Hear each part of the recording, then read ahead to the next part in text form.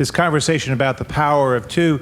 In of all strange places, sports talk radio, there's a lot of conversation now about whether two people should be together to achieve their best stuff, and it's caused by Rory McIlroy, who just won the British Open this weekend, won another golf tournament right after he broke up, about to marry a very well-known tennis player, also an individual sport.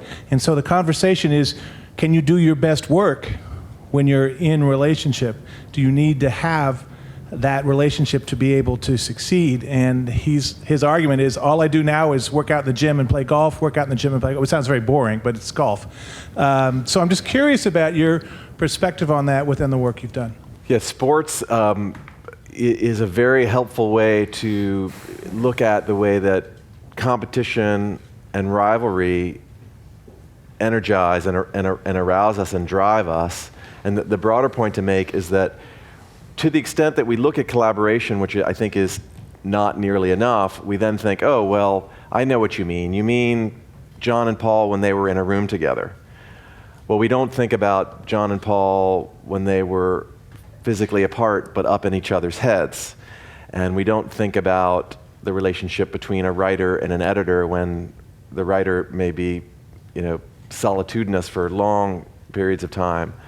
One of the major things that we don't address is this subject of rivalry, which it seems like two separate people, and we look at most stories of sports are looked at, again, either as the team and the sort of great collective or these great lone heroes.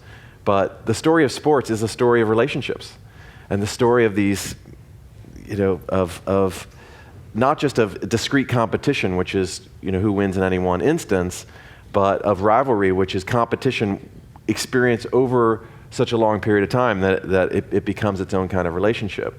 So if you look at Magic Johnson and Larry Bird, they're trying to beat each other, and they were fiercely opposed to each other.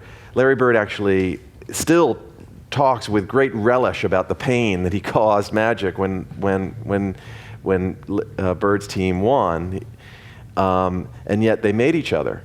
And this affection and respect grew, and together they did have a kind of joint project, which was saving the NBA, on top of making their own individual careers. And when you begin to see that, it shows you the thing is not what the relationship is called, because the relationship can be called a lot of different things, and a lot of times you don't even know what name to put on it. The thing is the energy between two people and where you encounter that.